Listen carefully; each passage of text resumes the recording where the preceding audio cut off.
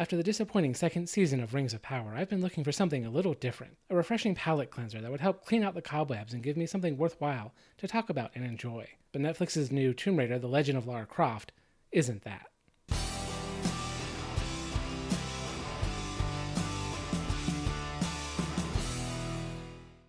Netflix has a rather infamous reputation for being either hit or miss with their original series, especially when it comes to adaptations. For instance, Arcane may just be one of the best video game adaptations made to date. And then there's The Witcher, a vandalized atrocity that subverted the source material to push feminist DEI propaganda. So when it was announced that Netflix was making an animated series based on Tomb Raider, it raised a few alarm bells. What were we going to get? Would the show be more Arcane, or more like The Witcher?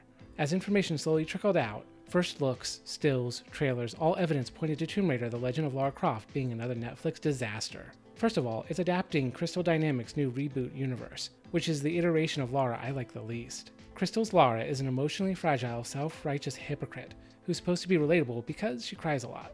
Next was the art direction, which showed a bulky, masculinized version of the character, with broad shoulders, narrow hips, and facial features that floated somewhere between Angelina Jolie and Mick Jagger.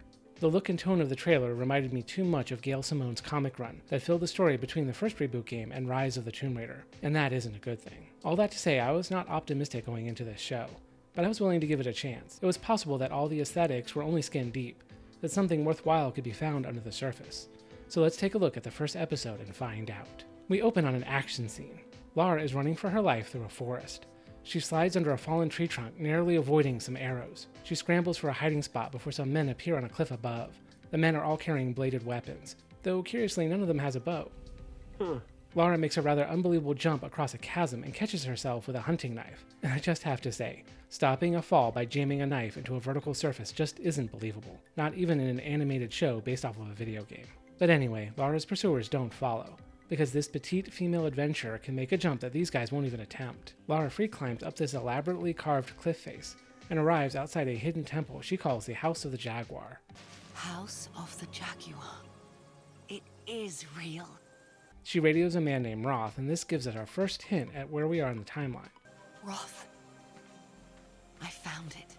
If Roth is still alive, this is before the expedition to Yamatai in the first reboot game. After a couple quippy one-liners she says to herself, Lara comes across a broken rope bridge that isn't safe to use. So instead, she throws a rope over a chasm so she can hand over hand across. But wait a second here. Do you see this gap? In this wide shot, it looks like a very large expanse. I decided to try to estimate just how large this gap is. Lara's canon height in the reboot universe is about 5 foot 6 inches, or 1.68 meters. In this image, it looks like she's about a half a centimeter long. So for Lara to appear that small, the camera would have to be somewhere around 336 meters away, or about 1,103 feet away. Which isn't the case here, because this chasm, which appears to be about 11 or so centimeters across, in real distance that would be about 3,696 meters, or about 12,125 feet. So after all that work, I only found out that this picture is not drawn to scale. But even so, I struggle to believe that Lara could throw a rope this distance and manage to hit just the right spot to secure it, which would allow her to do this. But she does make it across, and the ground instantly caves in under her, dropping her into a watery aqueduct. Lara decides to swim down the tunnel, and we see a shadow of something following her.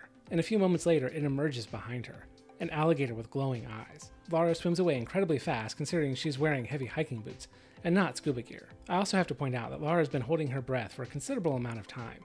If she has that kind of lung power and endurance, it makes you wonder what all her huffing and grunting was about as she ran away at the beginning of the episode.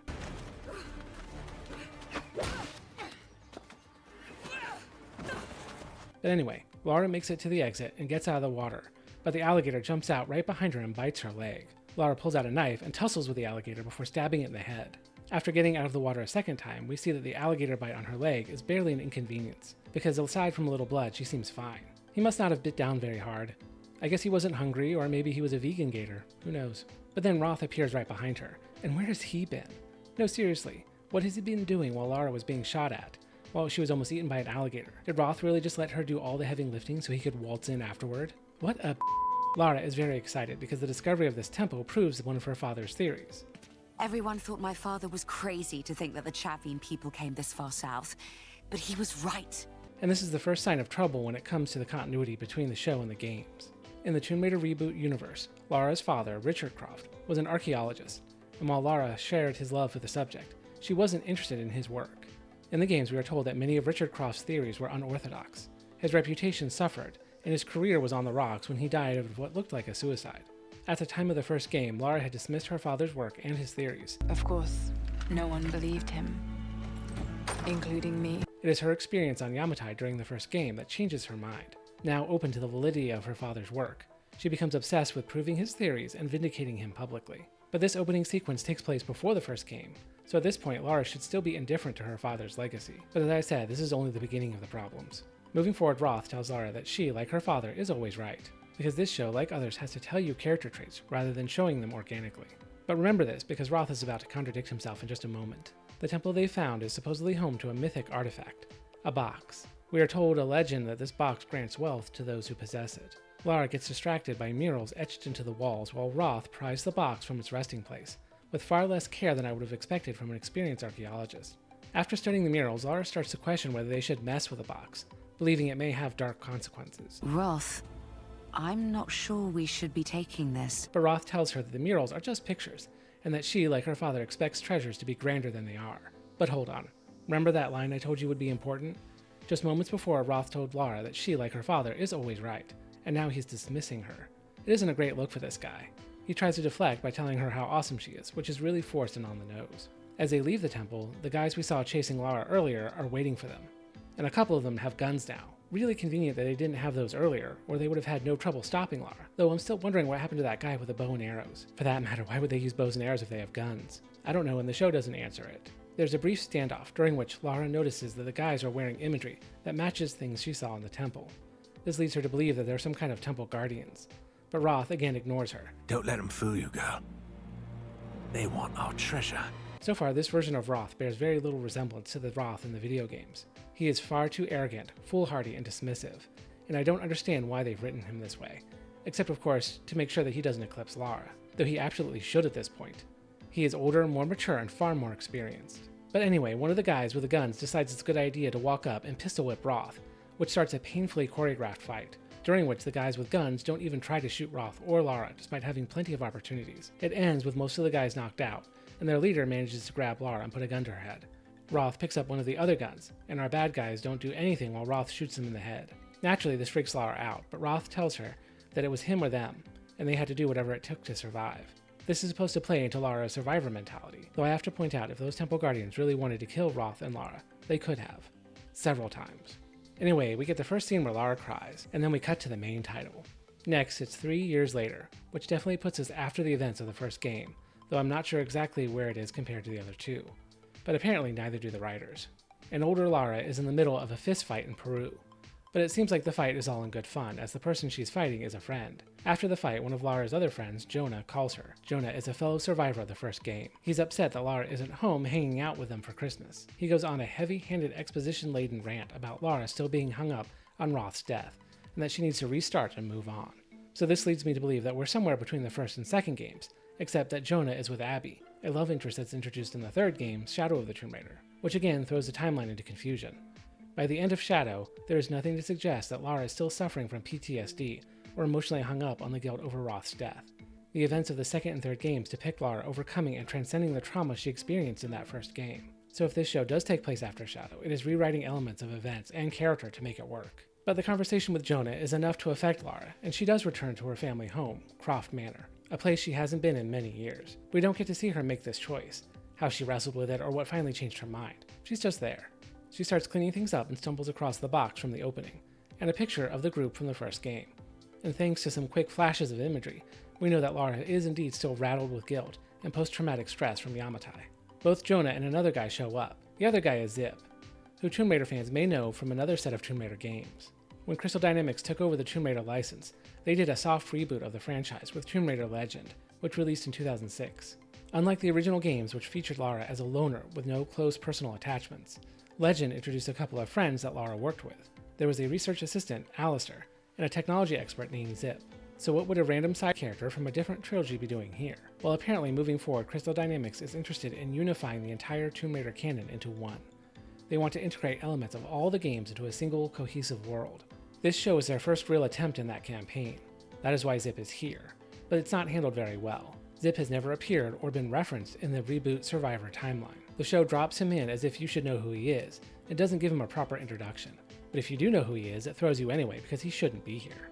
But anyway, Lara herself is wondering why Jonah and Zip are there, because she didn't tell anyone she was coming back. Apparently, Jonah and Zip broke into the manor while she was away and wired it with an alarm, because they felt they had to look after her stuff for her.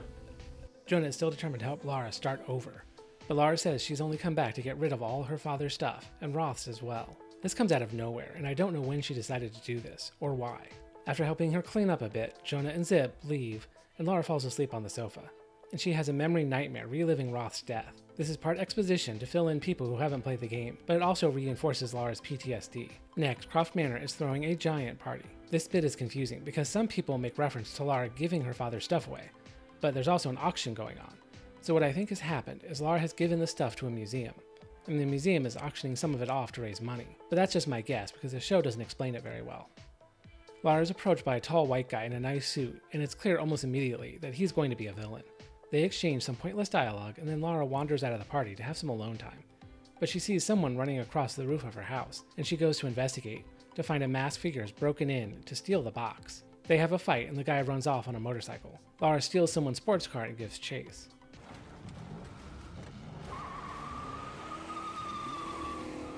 She calls Zip and asks for help. But what help can he be? He's back at the party.